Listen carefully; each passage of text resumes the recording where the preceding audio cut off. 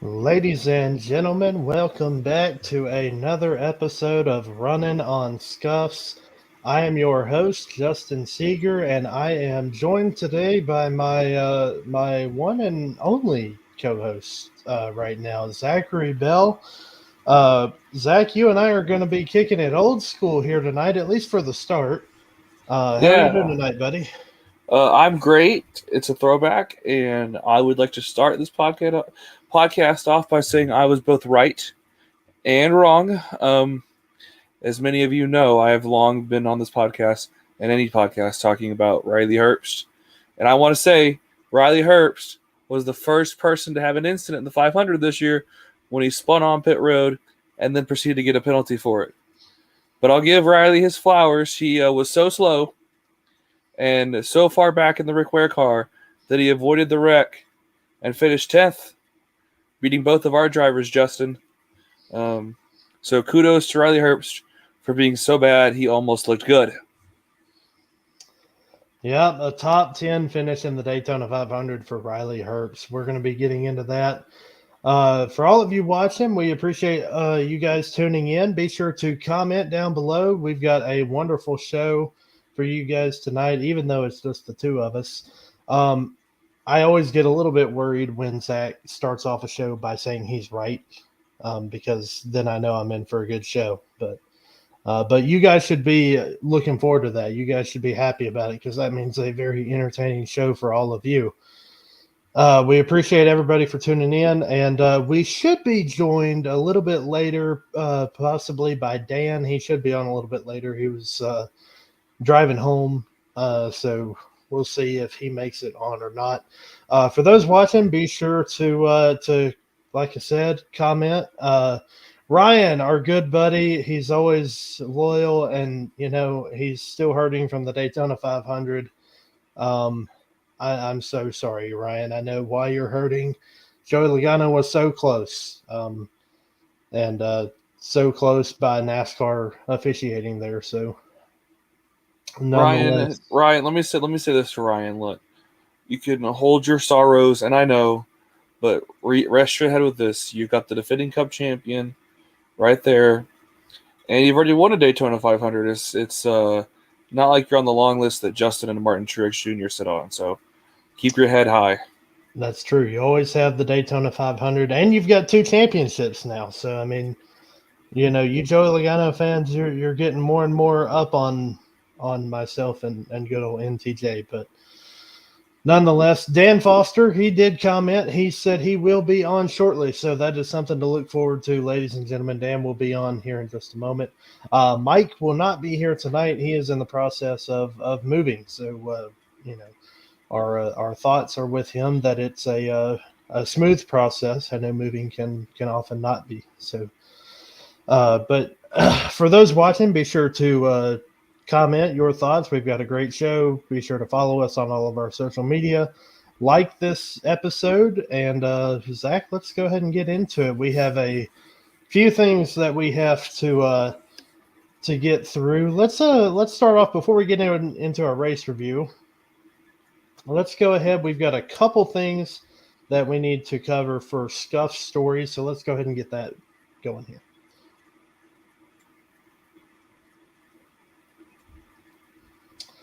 Um, so we have a couple things that I wanted to point out for our Scuff stories that are not related to the racing we had this weekend. Number one, both Trackhouse drivers, both Daniel Suarez and Ross Chastain, along with Alex Bowman, all signed multi-year contract extensions for their teams. Zach, I want to get your opinion on that. What are your thoughts on all three of these drivers going into the season now, knowing they have multi-year deals? This is great for them, of course, right? I'm a bit shocked that Alex Bowman and Daniel Suarez got locked up so early. I get Ross Chastain, right? I mean, had a fantastic year last year, and then really kind of riding the wave of all of his don't give an F to her, right? But as for Suarez and Bowman, I really thought that this year was going to have to be prove it years, and clearly it's not necessarily going to be that way. But kudos to both of them for being on teams that can sell sponsorship to cover for them, and kudos to Alex Bowman. I know Ally really talks about how much they love Alex Bowman, and one of the things, I can't remember who said it. Maybe I think they were talking about on the teardown. It's about selling yourself and committing to a sponsor, and Alex Bowman has sold himself very nicely and really committed to being a great spokesman for the Ally brand. Something they're talking about with Ricky Stenhouse as well, and JTG and Kroger, right? So kudos to all of them for getting locked up, and these are good drivers, and it really kind of weakens or really kind of empties out the free agency class for this year, right, Justin? Yeah, we've still got a few that we have to a few spots that we know we're going to have to open, that we're going to have to fill at some point. The 4 for Kevin Harvick, potentially the 10 for Eric Almirola, potentially the 19 for Martin Truex Jr. We don't know exactly what their plans are yet, but Denny obviously, Hamlin is not signed yet as well. I don't want to put this into existence for myself or any other Denny Hamlin fans. Not that any of them exist besides me, but myself, we have to be worried about where old Dennis is going to be next year because it's not confirmed. And I saw what happened to Kyle Busch last year.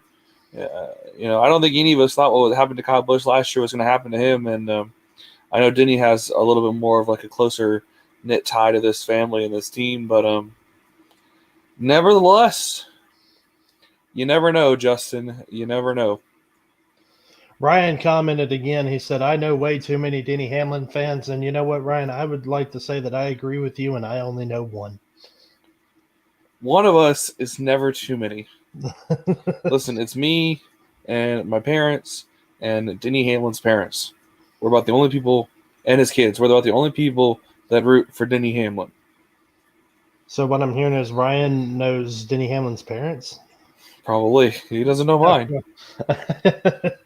uh, anyways, Zach, I got to say though about the Denny Hamlin free agency, it's really, I'm going to lose a lot of sleep at night wondering if Denny Hamlin's going to drive the 11 or the 67 next year. Uh, you can give all your sarcasm you want.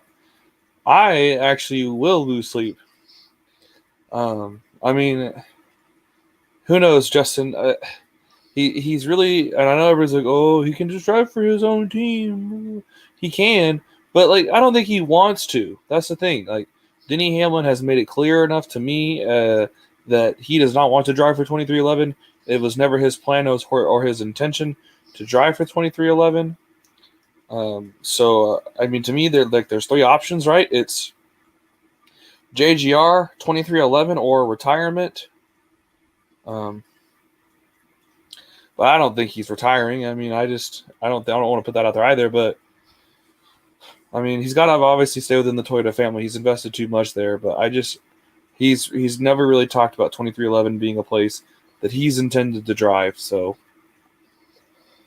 well, there are a few, we've seen crazier things, like you kind of alluded to. I don't think anybody really envisioned what happened to Kyle Busch would happen to him, but I think Denny Hamlin, ultimately, if I were to, make a way too early prediction, I think that Denny Hamlin and JGR do get something worked out because I think Joe Gibbs really values Hamlin and what he brings to that team. So it's all about the big F, Justin. It's all about FedEx, right? And I don't know how well in tune you are or our listeners are with the FedEx situation. I know we're off the rails, but they got a new CEO. His name's Raj, not Fred Smith, who threw all the bukus of money at Dennis and JGR. And FedEx has been downsizing a little bit. The company has been struggling by their standards, I would say, and an easy way to trim some of the fat off your budget or off your spending is to not sponsor a NASCAR. Now, if I were FedEx, I would not sponsor that dump of a football stadium that the Washington Commanders play in Landover, Maryland. But to each their own, right? to each their own. Money makes the world go round, and I'm getting none of it right now. So, that's always something we love here. But nonetheless, still some free agency things that we have to look out for. Not, but we did have three major players fall into place, and we know for a fact we still have at least one major ride to fill in 2024 with the 4 car. And if I were to throw my name in the hat here, I would have to say if I were Stuart Haas, I would be heavily looking into Zane Smith, but No, it's Eric Jones, man. This has got the Joey Logano redemption arc written all over it. Shunned by JGR, casted off to Legacy Motor Club to drive whatever they want to call the 43 car, whatever they want to call that team now, and comes back with power and with energy and renewed energy and talent to a Ford, of all places, Justin. This is so clear. I mean, if I'm Stuart Haas, I'm calling Eric Jones first. And if Eric Jones decides not to answer for me for some reason, I'm calling Ricky Stenhouse. And you might think I'm crazy or I'm drinking the 500 Kool-Aid, but between his KHI connections, he's been a Ford guy before, and he's a dirt racer like Tony Stewart.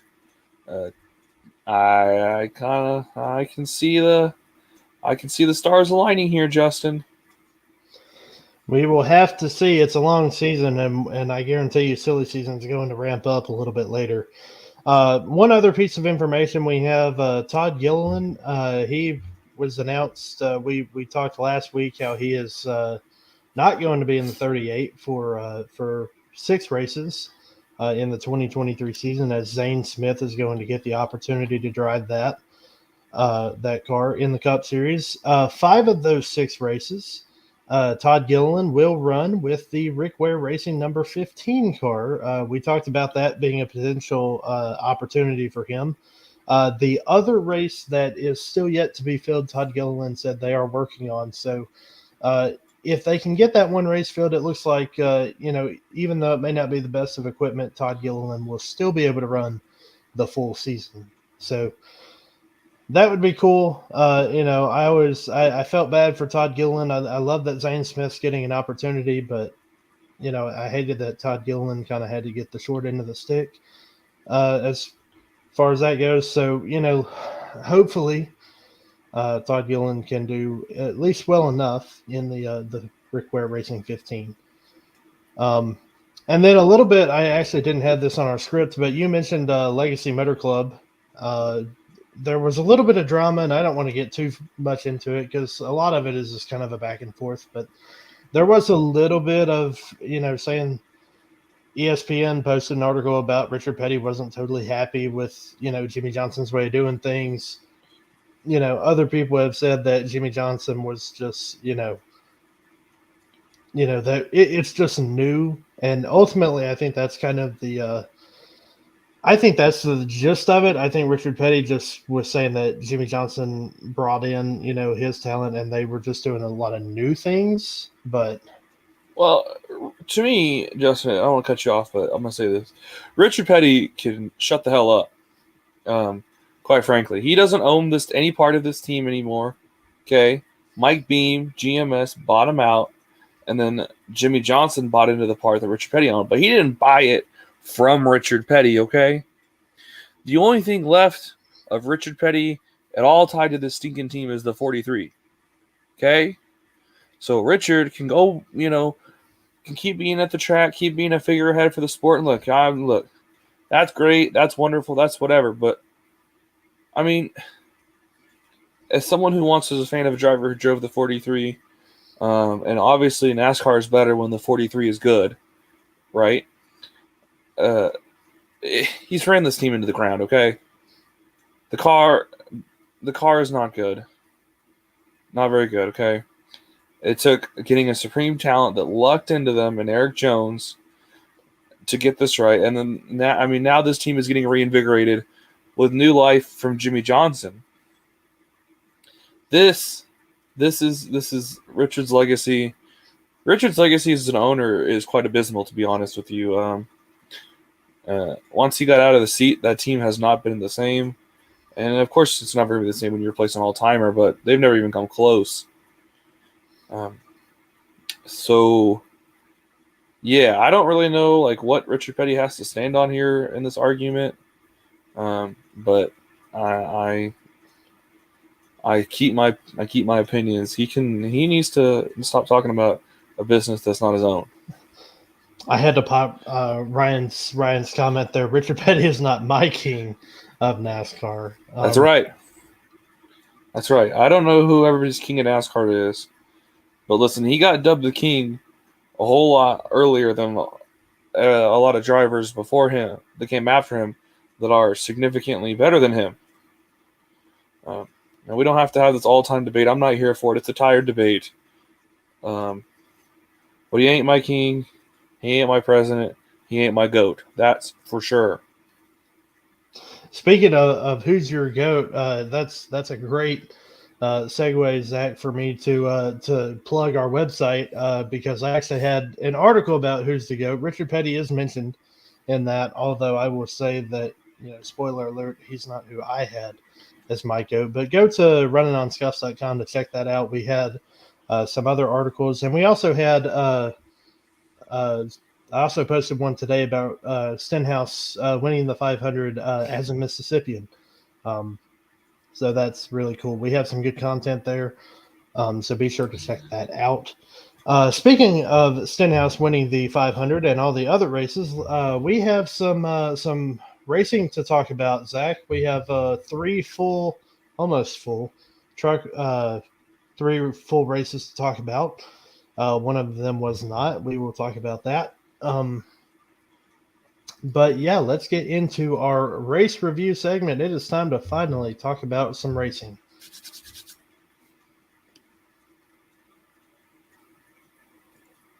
We have like I said, we have a full slate of racing to talk about. We're not going to talk about the ARCA series, simply because we don't cover it. We don't cover the ARCA series in full detail. Not to say we couldn't though. Shouts out to the guy who won it, Greg Van Alst. He seemed pumped. And listen, this is how everybody who wins at Daytona should feel. It's a pleasure and an honor to win at that racetrack, even if you've done it a million times, right? But I will say this kudos to him. I will say this about the ARCA race: if you wanted a true underdog story, with your Daytona weekend, then you wanted to watch the ARCA race because Greg Van Alst is a true underdog, and it was really cool to see him get a win. Yeah, and that's about all we can say about ARCA, right, Justin? I mean, like I said, we don't cover it. There's really not a lot to cover with it in some ways, right? But right. When the driver gets his big trip to Daytona Victory Lane, whether it be ARCA, Trucks, Xfinity, or if they're lucky enough to reach the Cup Series, hats off. Hey, you and I get just as excited when we get wins on NASCAR Heat 5. So, anywhere you can get a win, it's always cool to do so.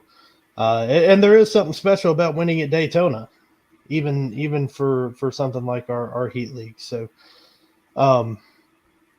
starting out the weekend on Friday night, we had the Truck Series that really, really tried to get a race in Friday. And unfortunately, the first National Series race of the season, Mother Nature had to play a factor. I believe we ran more laps under caution trying to get it to stop raining or stop misting than we actually did on actually get laps under green. But we did get a little bit of racing in nonetheless. Zane Smith was able to go back-to-back at Daytona. He was in the right place at the right time. They tried to get back going green with about 27 laps to go, and they just couldn't get it done. Mother Nature, every time they'd get back out on the track, it would start misting, raining a little bit heavier. So, Zach, I don't know if you noticed this when you were watching the Truck Series race, though. I believe that umbrella was Zane Smith's best friend. Yeah, I mean, kudos to Zane, right? I know you said right place, right time, but he made a couple moves there at the end of the race to really set himself up in a position to win. Justin, this is not Justin Haley's race shortened Daytona win. I'll say that. No shade to Justin Haley, but yeah, right, a little different, but it's a shame, right? I mean, the Truck Series at Daytona and any super speedway race, so Talladega to Atlanta, really can kind of go a multitude of directions. And I really thought it was a pretty when they actually raced, I thought it was pretty good racing. I thought it was fairly well composed and it wasn't too wonky, right? Sometimes just they throw all hell breaks loose, and Jordan Anderson's half an inch away from winning a Daytona back-to-back years. But kudos to him, man.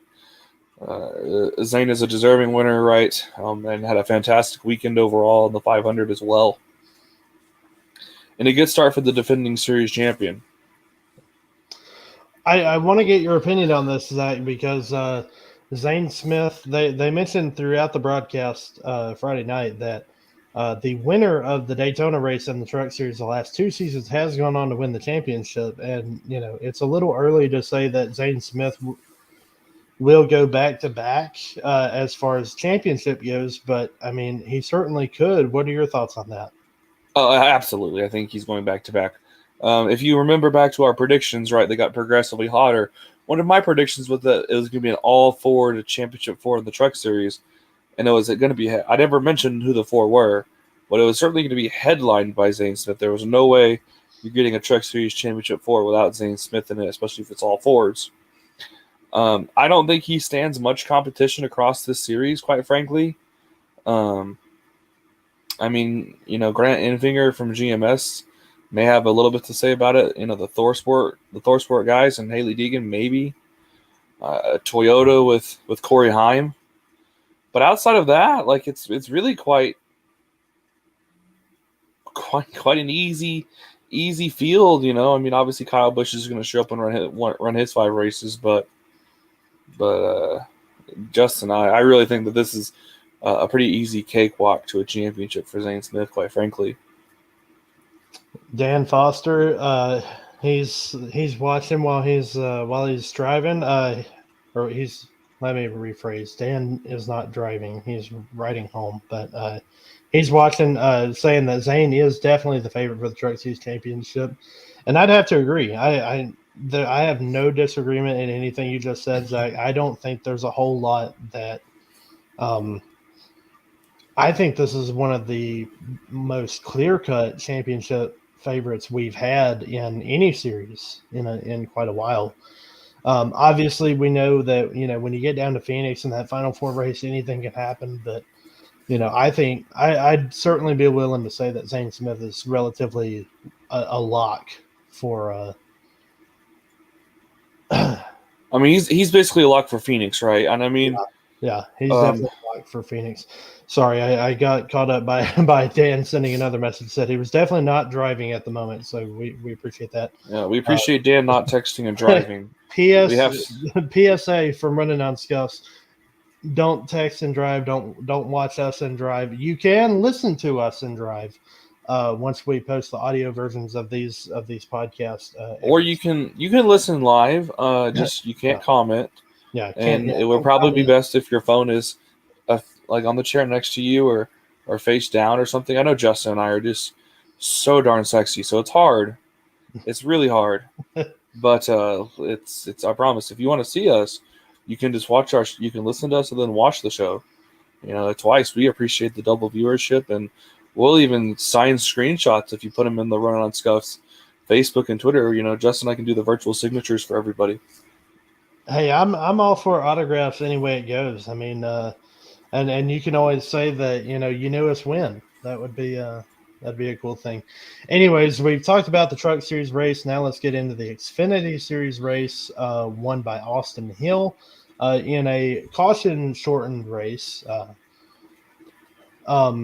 caution came out in the last lap, and NASCAR had to determine who was leading at the time the yellow came out. They determined it was Austin Hill over Justin Allgaier and John Hunter Nemechek.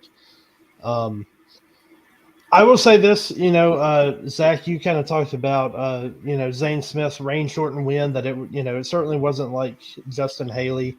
And you're absolutely right. Zane Smith's win was nothing like Justin Haley's, rain shortened Cup win.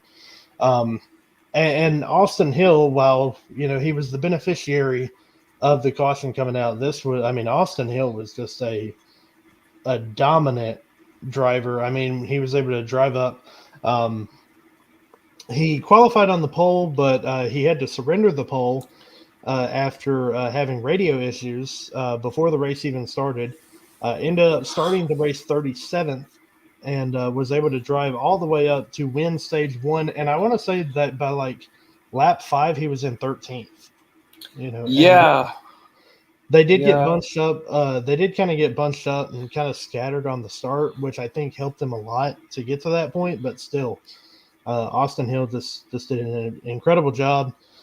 Justin Allgaier was able to win stage 2. I want to talk a little bit, though, Zach, before we get into the actual finish of it.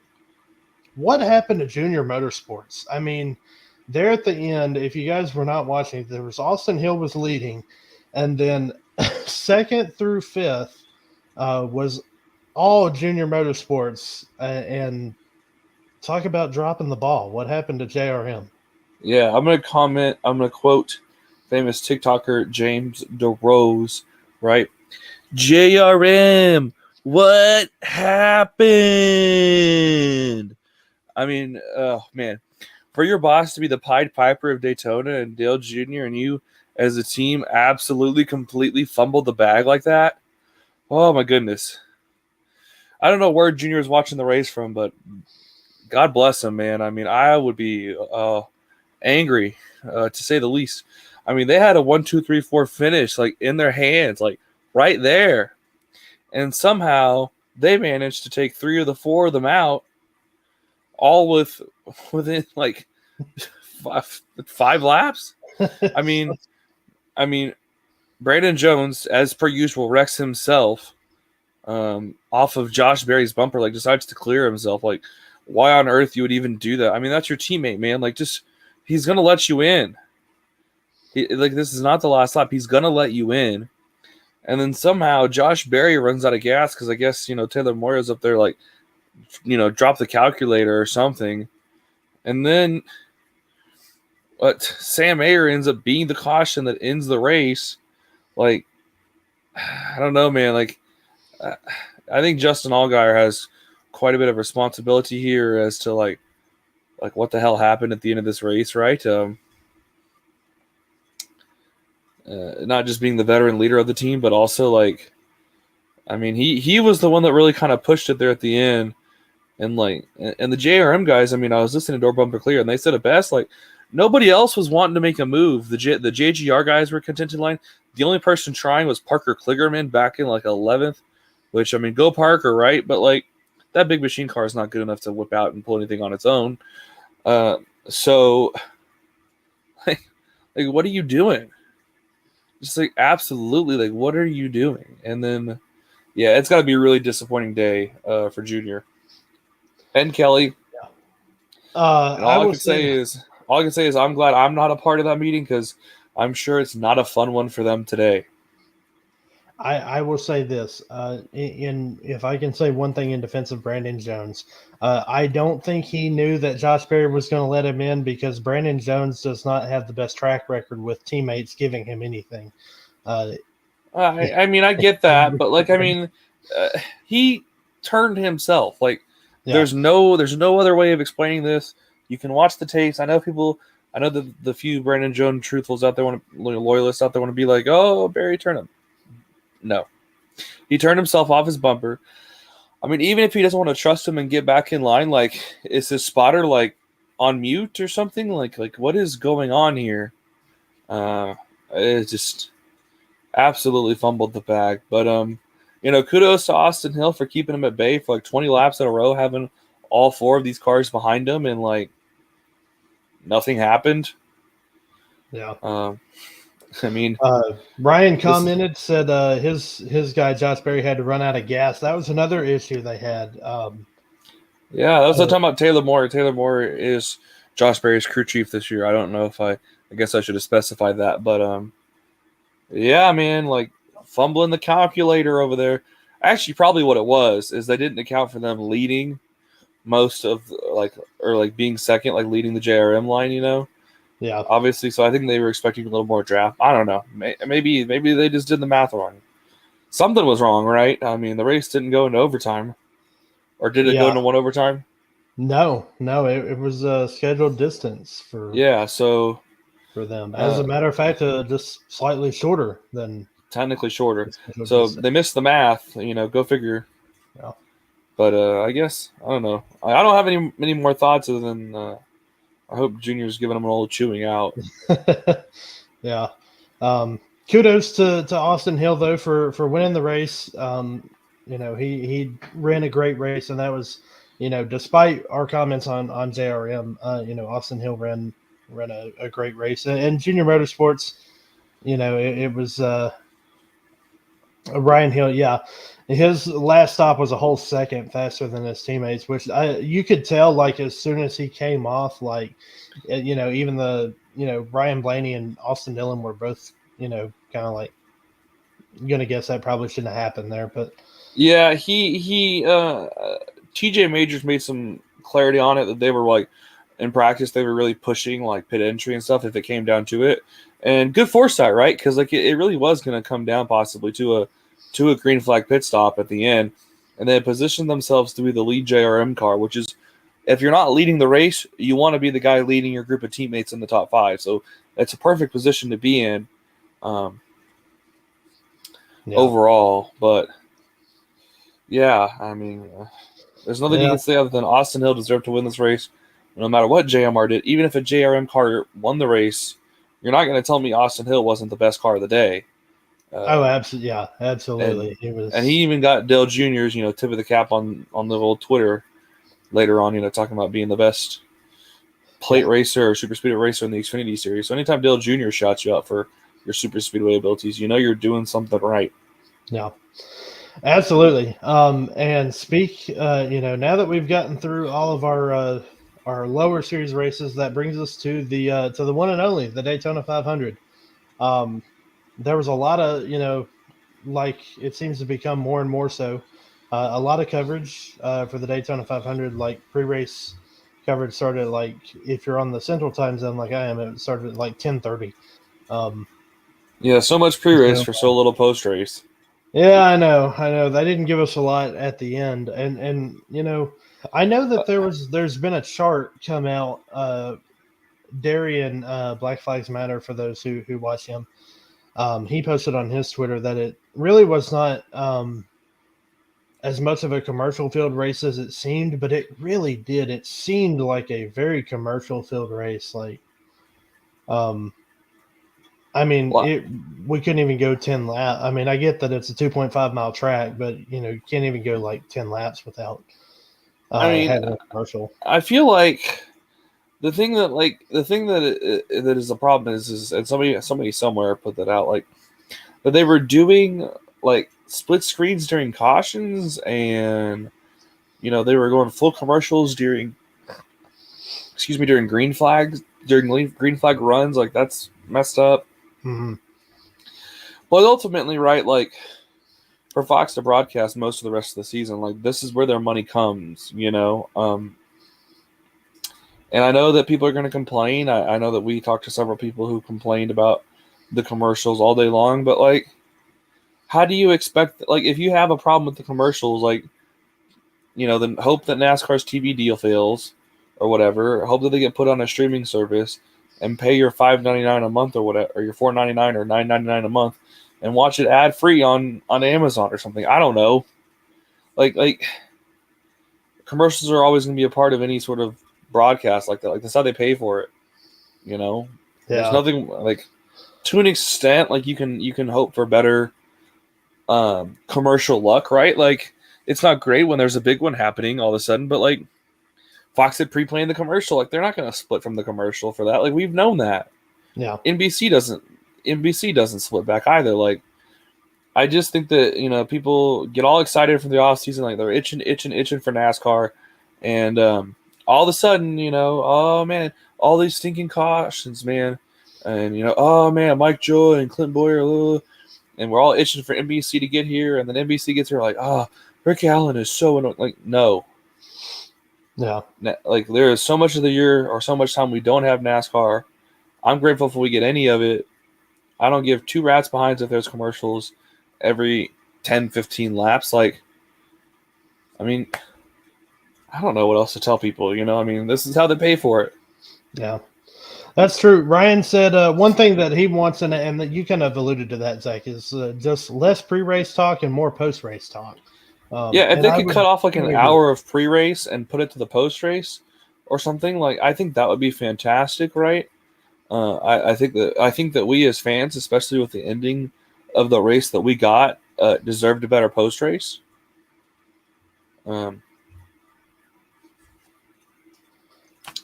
That's my take. I mean, Yeah. don't get me wrong. Like, let's be hyped up for the greatest. The greatest.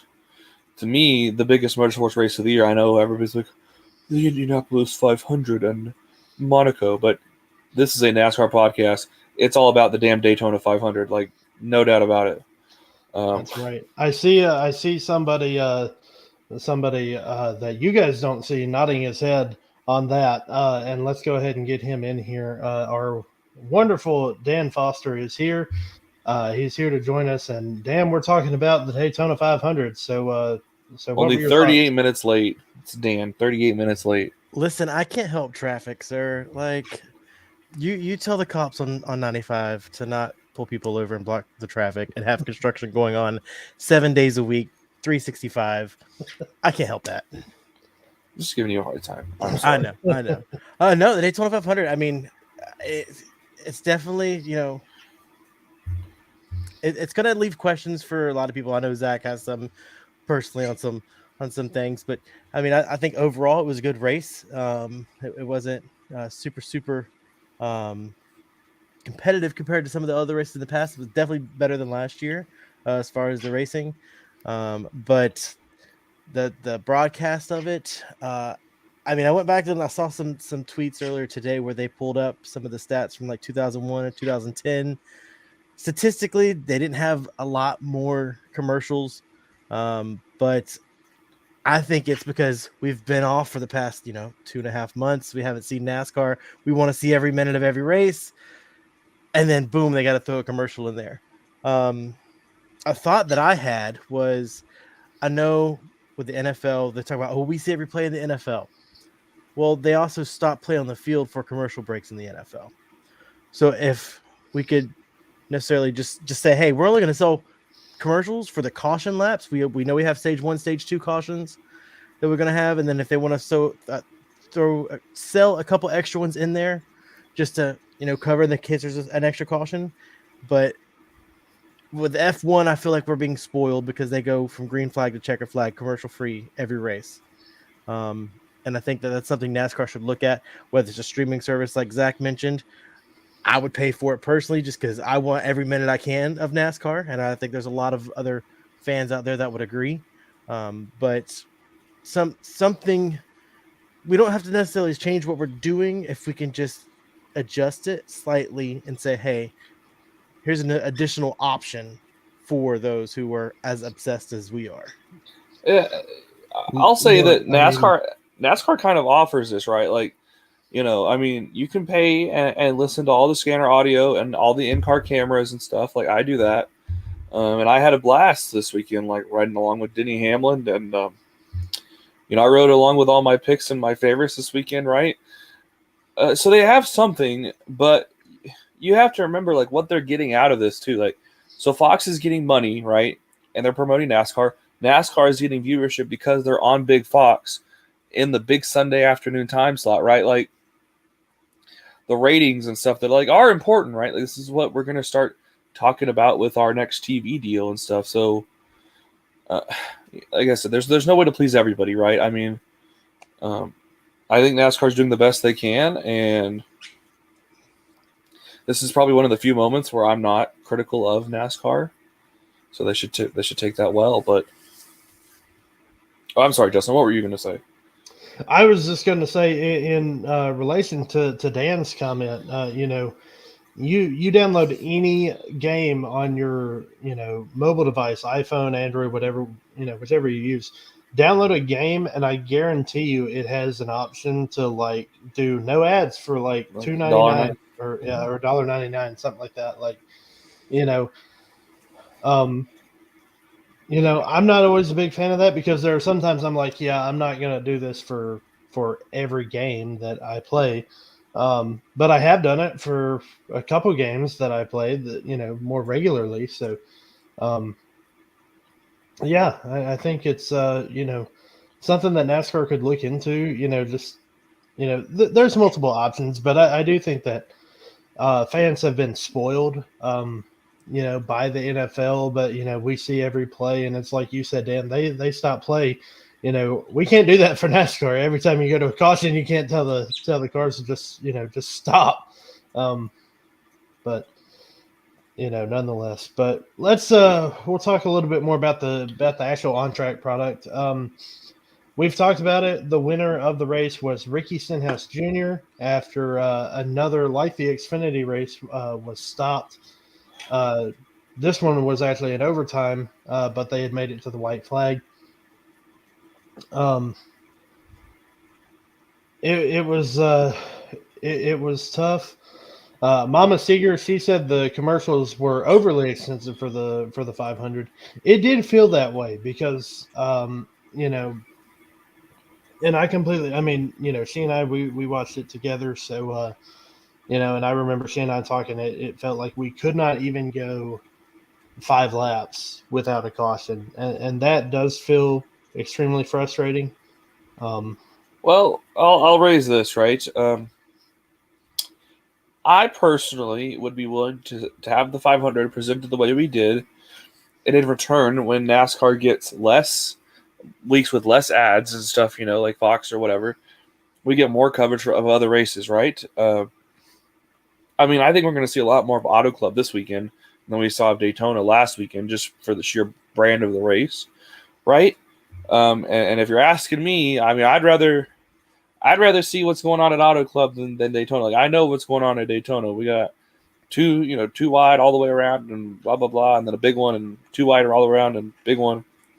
I feel like there are, like, I understand it's the Daytona 500, and I know that I am a big proponent of the Daytona 500 and what it means. But in the same breath, like, there is a certain brand of racing associated with the 500 that, like, quite frankly, I don't really care to watch lap 60 of the 500, To me, like, lap 60 at other tracks is a more impactful lap than what lap 60 is at Daytona, if that makes sense. Lap 60 at Daytona is 5 laps from the end of stage 1, so... Okay, fine. Pick a number, Justin. I don't care. Lap 90. Lap 100. I mean, I just threw out a number, okay? Lap 60 is starting to crank up. Yeah. Okay. Lap 45, okay? Or whatever. There you go, They're there having you go. green flag pit stops a lap. Whatever, okay? Just pick a number lap. But more often than not, like, the lap at another track is going to be more engaging or like unique, I guess I should say, right? Than what it is going to be at Daytona. I will give one criticism. Mama Seeger making her comment made me think of this because this is something that she and I talked about. One criticism I will give to Fox, to NASCAR, whoever's responsible for this, and NBC does it too. Something that they do now that they used to not do.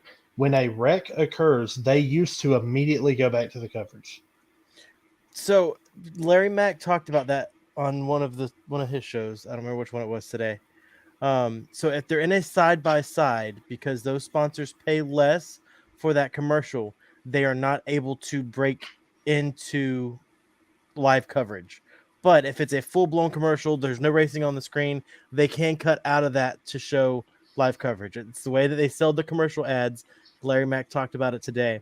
And I agree. We should be able to just cut out of it and go straight back to live action. But it is the way that they sell the ads. Yeah, well, I mean, the caution that we're all up in arms about was during a split screen, right? So we saw the accident. Yeah. I mean, who are we to argue with Larry Mack about the Fox coverage of it, right? And the deals that they signed. So yeah.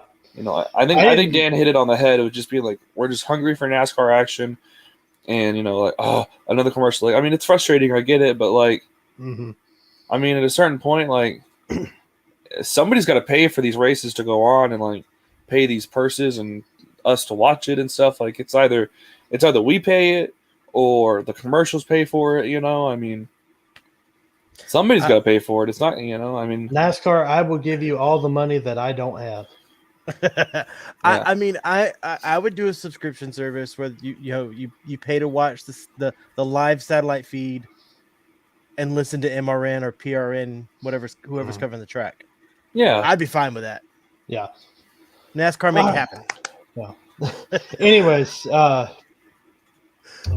we've kind of gone off on a tangent about that, but that was good. That was one of the big things that came from. I know a lot of NASCAR social media was all over that yesterday. Twitter blew up on that one. Yeah.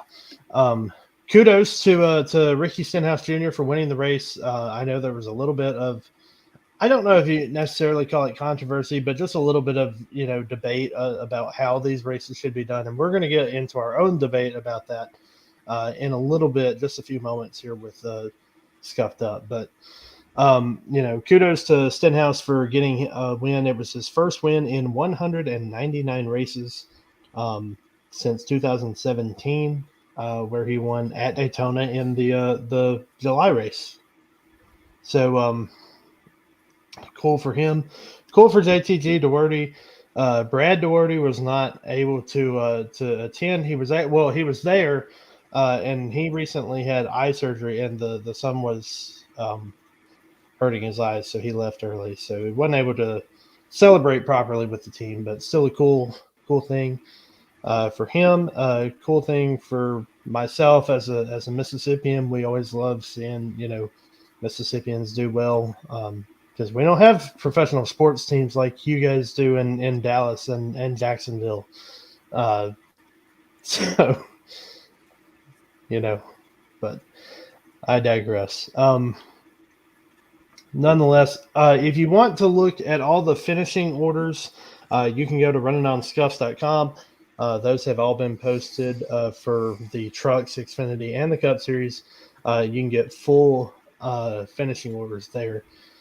I do want to point out one thing before we get into Scuffed Up. No, we're running a little short on time, but before we get completely into Scuffed Up, I want to point out that if he were full-time and if the playoffs started today, Travis Pastrana would be in the playoffs with his 11th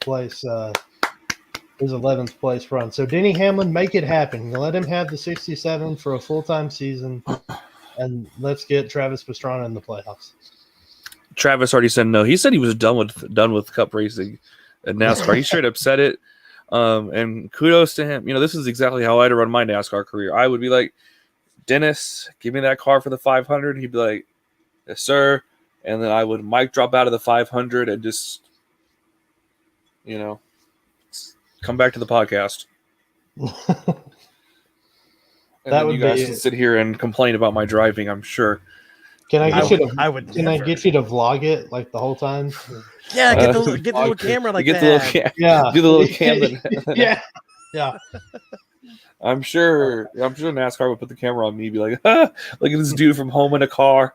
Oh my gosh. I'm sure there'd be some great comments from Zach during the race too. Oh my goodness. I don't even want to know what I would. I mean, here's the thing. I try to think. I feel like I think like a driver through these races. Obviously, I'm not a race car driver, which is probably my problem. But I can only imagine how intolerable I'd be for my poor spotter, my poor crew chief, and any teammate I have. I don't even know who on the earth would want to spot for me in a race. I can't even come up with anybody who'd be willing to do it. Certainly not you guys, that's for sure. I'll do it simply because you start back talking to me. I'll be like, you know what, that's fine. I'll just leave you. You can run this by yourself. That's how I plan to run it anyways. Who's the one standing all the way up here in the sun? That part. Yeah. Who's the one in the car, Daytona. Justin? Who's the one in the car, Justin? I don't want to hear about it. You'll have a cool Oh. suit. It'll be okay. Yeah. All right, Anyways. we need to get back on track. Oh, I'm sorry, I Ryan- diverted us. Ryan said he'll spot for you. Zach. There you There you go. go. I want Ryan to be my spotter, and I want Larry Mack to be my crew chief. I want some Mac Nuggets in the middle of the race. So Actually, you're gonna no, drive I a want Chevy for Richard Childress. no. I'm driving for Denny. I can't believe I'm saying this. I want Mike Wheeler to be my crew chief.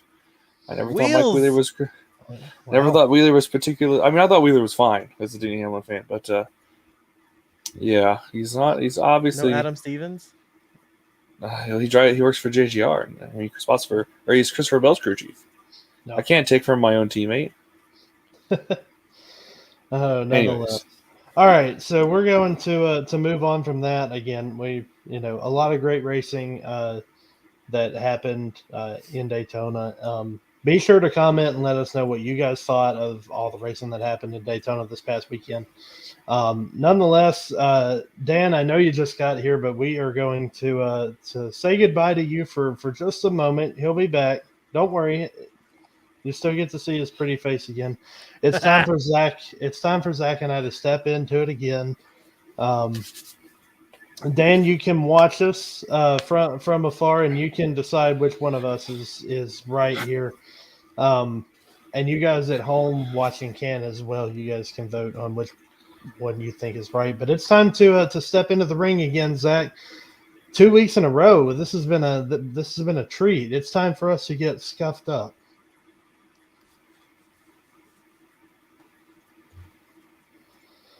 Ah, my good friend, my former fellow dipstick. It's been a fun week of racing, and it was fun last week getting to debate with you. Unfortunately, I lost that debate, but I've come back to redeem myself this time. I've come back with a fun debate topic, and I think this one is going to be a good one as well.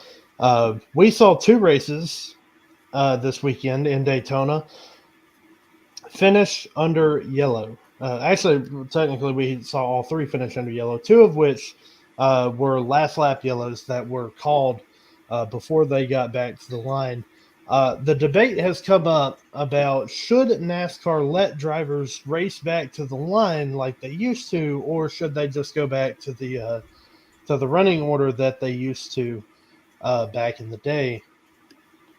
So, Zach, since you won last week's debate, I'll let you start out with your side on this one, and I will give you the floor, and we can debate on that. So, yes, for those watching at home, should NASCAR go let the drivers race to the line on the last lap if the caution comes out? Zach, I'll let you have it. Short and simple, yes.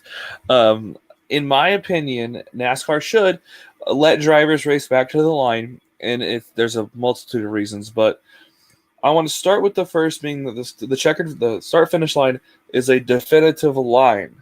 You cannot, under any circumstance, argue who crosses it first. There's cameras right there.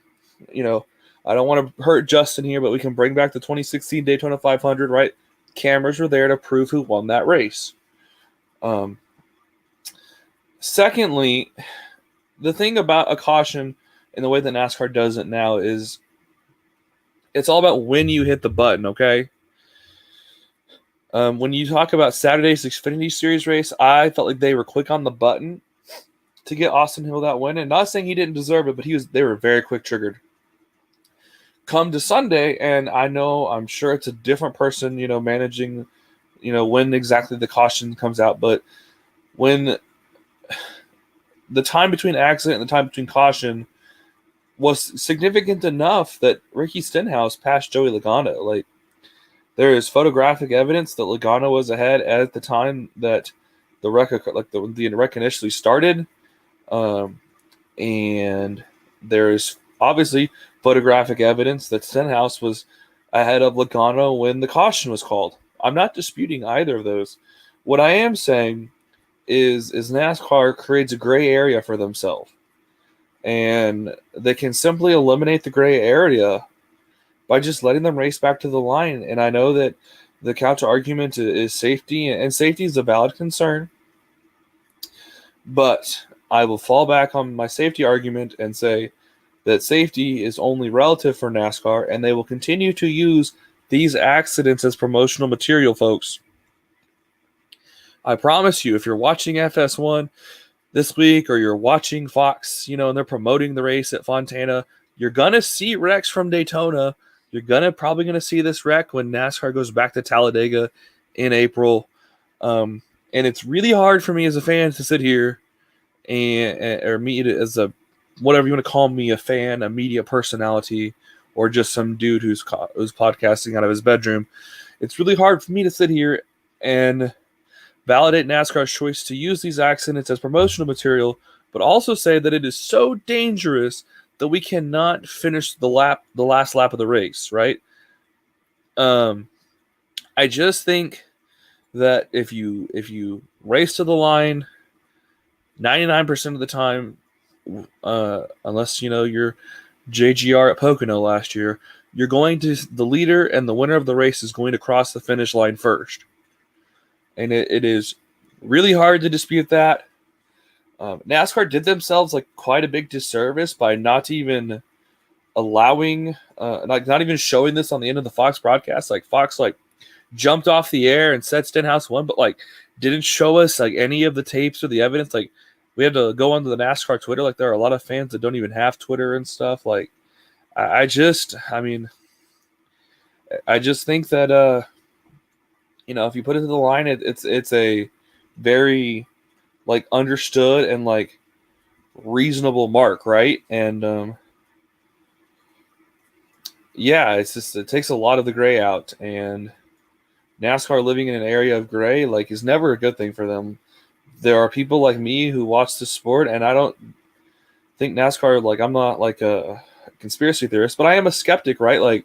I need the proof, from NASCAR, and we didn't get the proof on the broadcast, and that's a shame, right? For this to be the biggest race of the year, and this is not me trying to shade Ricky Stenhouse or be salty about it. For people that want to bring up that argument, Stenhouse, I think was going to win anyways. Quite frankly, if we had raced that lap out, he was in a position to win.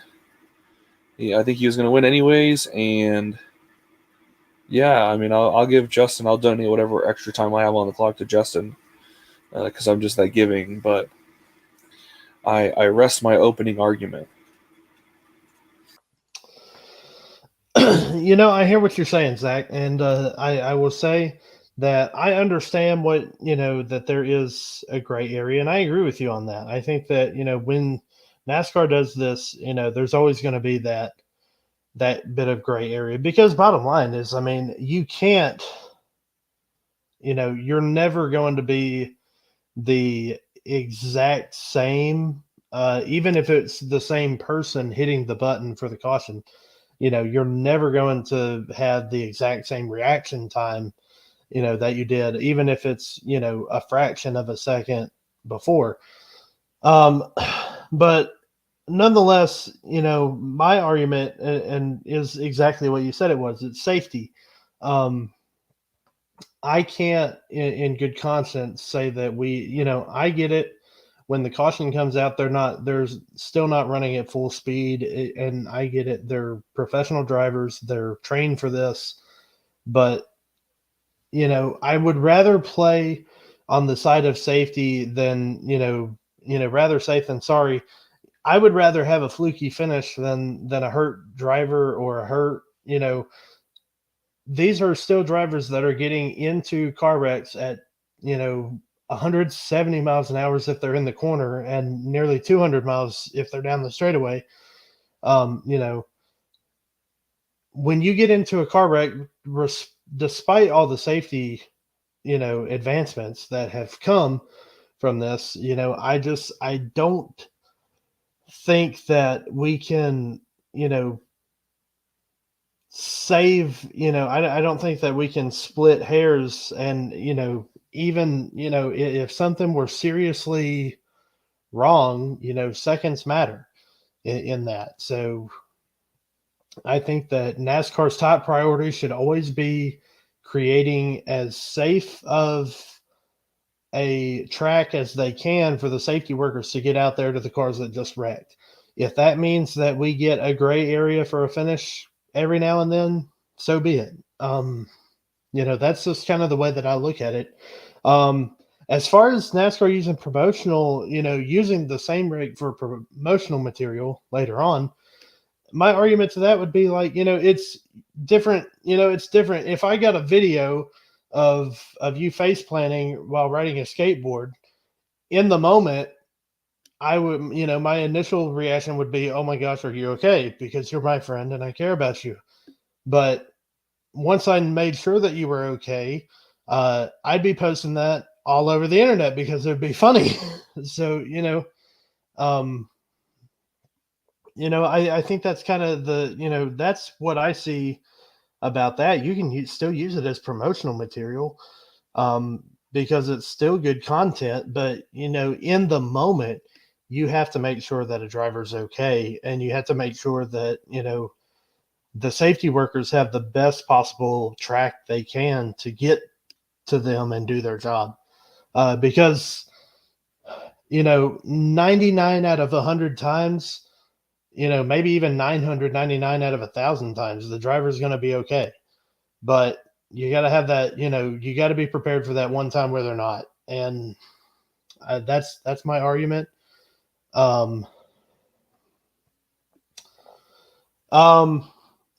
Mama Seeker actually made a comment there. Can medical personnel get to the wrecked cars if they're still green flag racing? No, they can't. Not if they're green flag. In a last lap incident, it would still be considered yellow flag, but they would still race back to the line. To me, there's this, and that, in my opinion, is also gray area because it's caution conditions, but you're still racing back to the line. I don't think that, we can really split hairs with that, but I'll bring Zach back on and he and I can discuss a little bit more, but we're going to go ahead and bring Dan back on and see if we can get this going because we've run over on time a little bit. So, Zach, do you have any final thoughts on that though? I will answer Mama Seeger's question, right? I actually think you can. There is nothing in my argument that says safety personnel cannot tend to the drivers. I mean, here's the thing: like Sam Mayer's wreck was in the middle of the backstretch, like a mile and a half away from the start finish line. We're talking about a wreck in turn 2, a mile away from the start finish. Like, I'm sorry, like if these drivers and spotters are not able to communicate an accident from a mile or mile and a half away, then as the people they aren't qualified to be in NASCAR. But it's exactly that. It's a mile and a half away. I mean, you can't. I mean, and they're already slowing down, right? So they finished the race, right? And they're already slowing down. There is nobody's in danger of anything. They still drive by the wreck on the cool down lap, anyways. So, what is the difference? We got this 3-man fight essentially for the Daytona 500. What is the difference between those 3 guys and duking it out for another lap or half a lap or whatever, or versus, stopping them? It didn't harm anybody. They, like I said, they still drove the lap around the track and everything. But it doesn't change any process. They've already slowed down. You're changing caution protocol for one lap.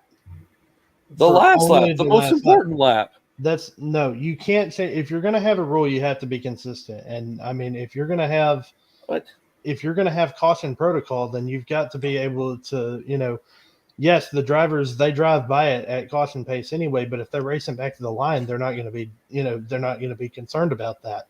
What if the caution is not on the backstretch? What if it's at the entrance of turn 1?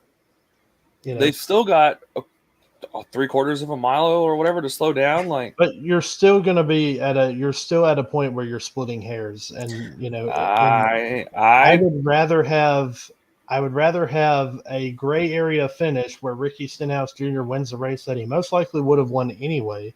Like you admitted, I'm not saying you didn't say that, but like I would rather have that, and then we have a driver who needed to be attended to a split second faster or whatever, and something had happened to that. It's not necessarily that you want to think of the worst case scenario, but in NASCAR's case, they have to.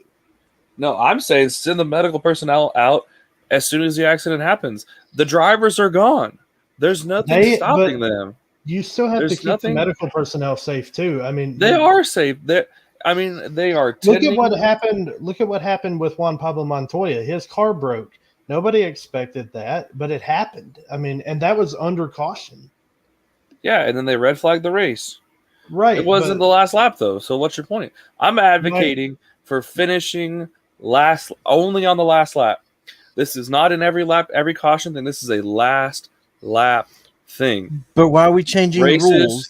Why are we changing rules for one lap and one lap only? You're changing everything with caution. If the rules are, if the caution flags out, the safety personnel cannot enter the racetrack or the racing surface. Why are we changing that? We have a 40 car pack. They wreck and go in turn one. The lead cars make it through. A couple cars get in the wreck. They're trying to get their car back on the track to get around the track to finish in front of the cars that wrecked. Now you have cars trying to get around the track as fast as they can who are involved in the wreck while you have safety personnel coming on track. Zach, that is no, absolutely not. We can't. I think so, Dan. Dan, I think that's a soft way to run your sport, quite frankly.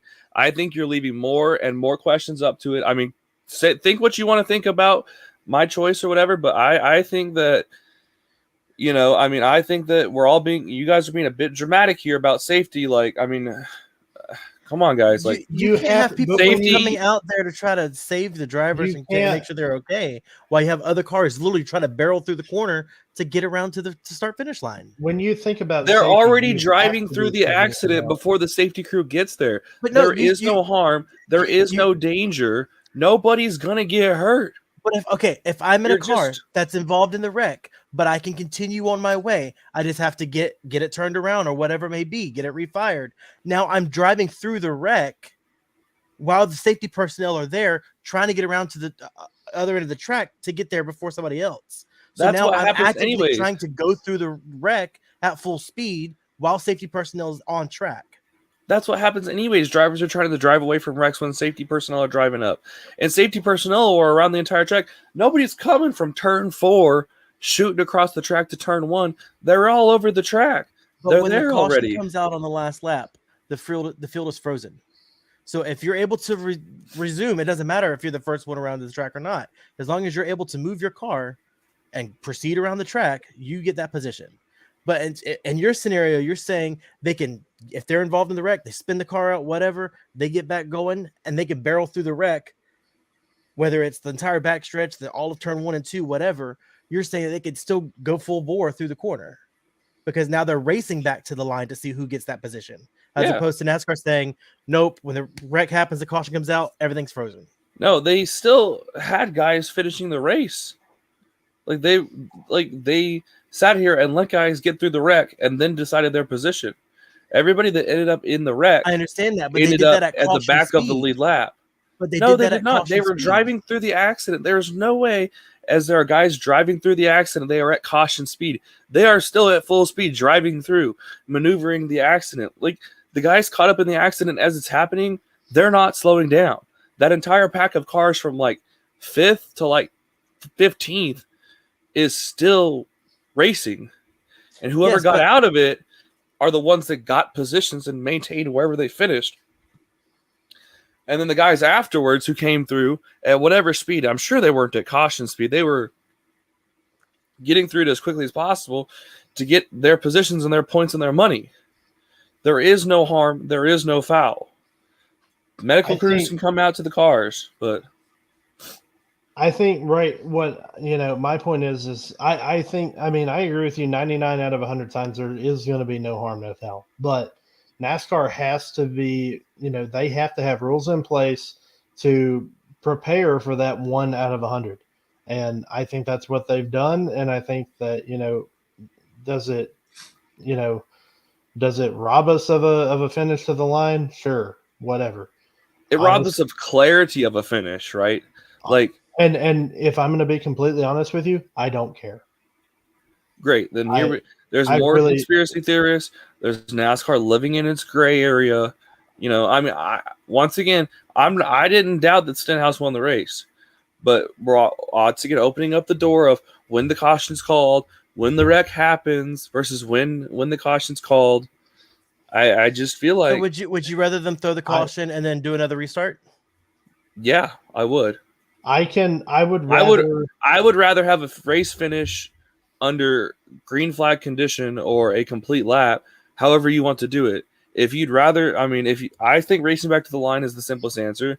But if we want to re-rack and say that, hey, we can't finish this race until, it is a clean finish, then that's fine.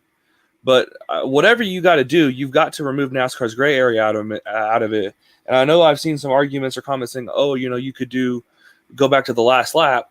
But Daytona and a lot of the tracks where we have this issue at are so large that the last lap of the person who crossed the line is irrelevant.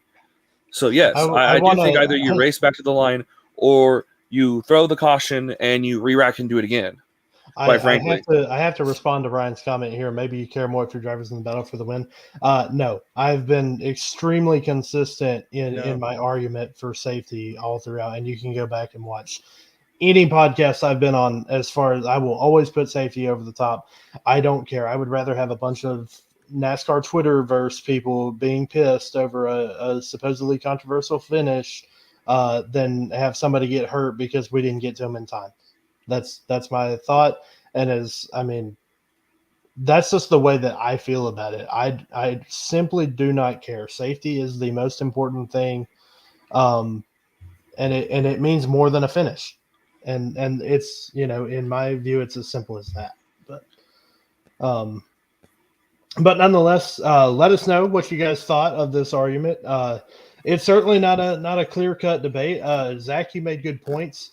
I think Dan and I made good points as well. One thing we're going to start trying to do here on Runnin on Scuffs is we're going to start trying to post things, polls throughout the week so you guys can let us know who you guys thought won our debate. Much love and respect for you as well, Ryan. He said, absolutely respect that view and opinion. I realized that I popped his comment up and immediately took it away. So, sorry, screw you, Ryan. By the way, my official vote for the debate goes to Justin. Yeah, you were on his side from the start. I felt like honestly his argument makes more sense. Nonetheless, we're gonna start getting your opinions as well. Mama Seeger's with me on this one. Hey, I won Mama Seeger back, Zach. You got her last week. Well, you got her last week from. I went into this argument knowing that I feel like it's an unpopular opinion, but I stand by, and I have made several comments about NASCAR and how I feel NASCAR measures safety, which is different than you guys, right? I stand by my opinion probably being unpopular and probably being relative to certain fan bases of which drivers are involved, right? Ryan may side with me because Joey Logano was the biggest loser out of all of this. But if it's not Joey Logano involved, maybe Ryan feels a little differently. I don't want to speak for him, but he is a Logano fan, so he's an example, right? Ryan still has to have love for me because I still, one of my hottest take for the year was that Joey Logano goes back to back for championships. So, if nothing more, Ryan, you and I can agree on that.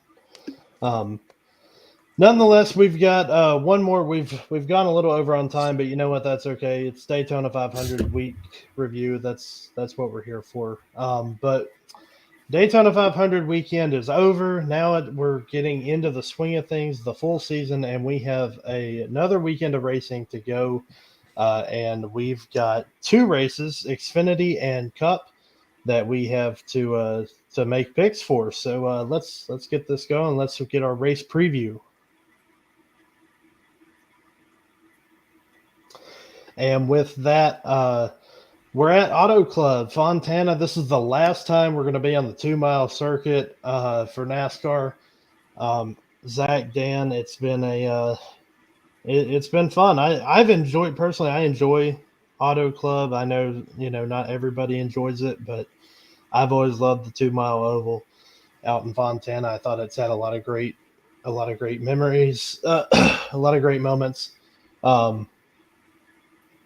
But nonetheless, so let's get our race picks for Auto Club since we're short on time.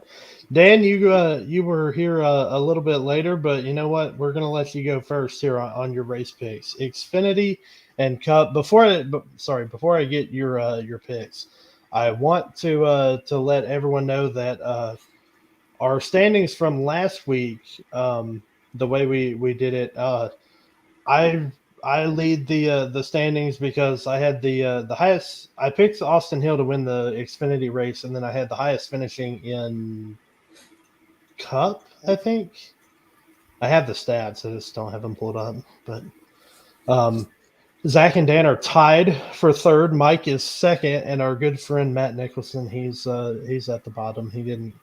His picks unfortunately ran into some bad luck, but.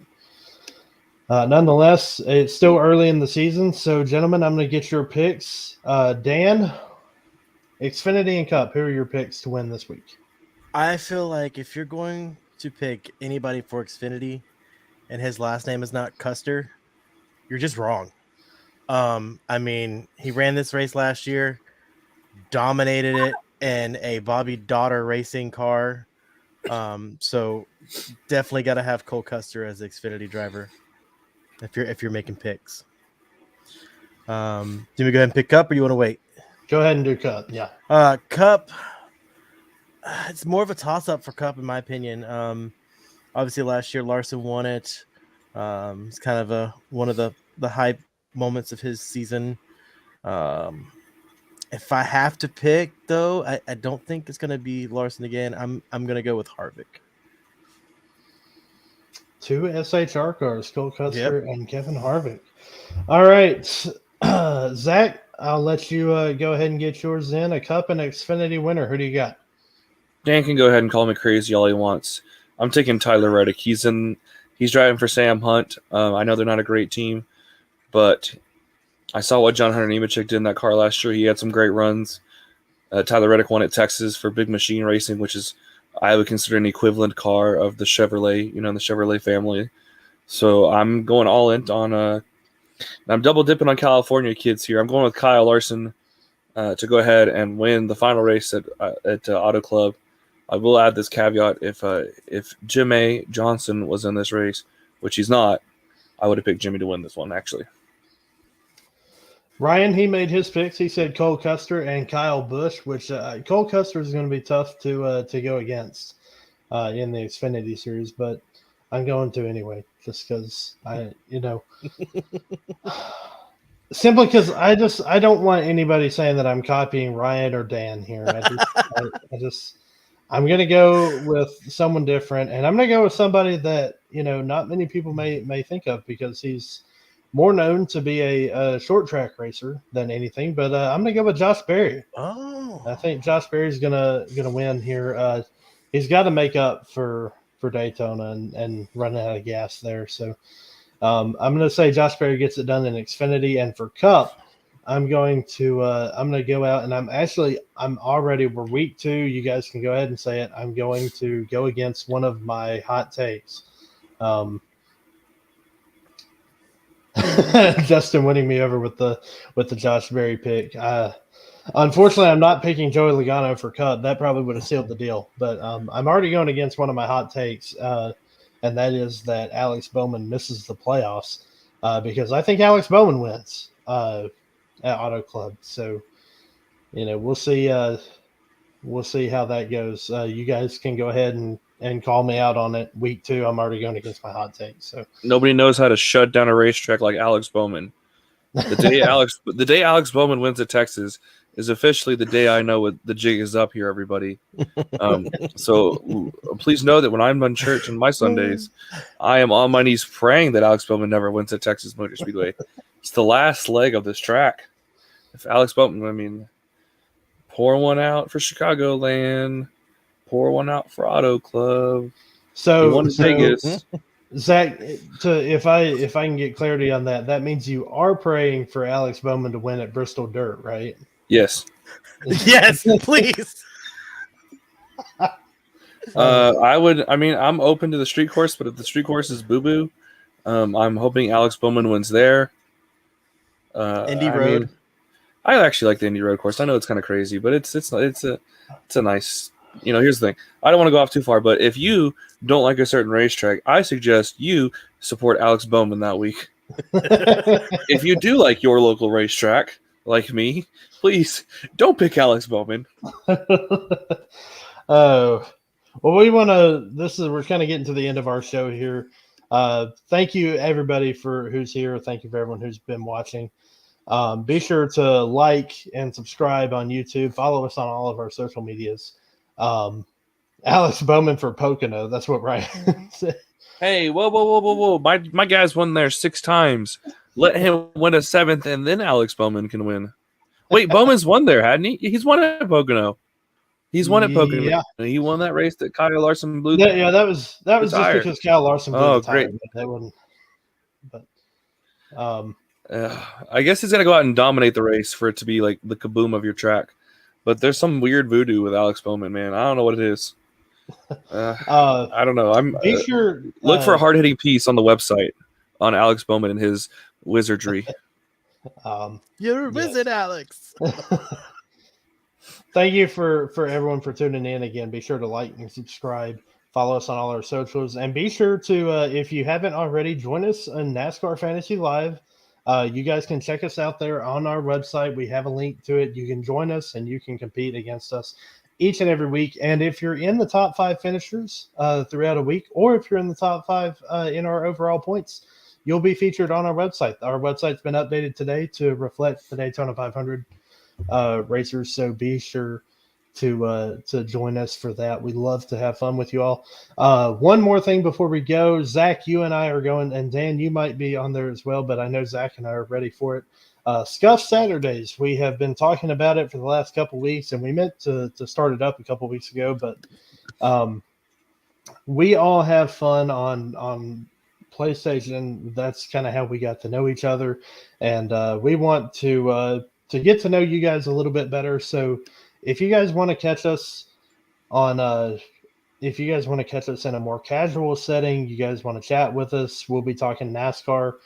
It'll be on Twitch, on YouTube.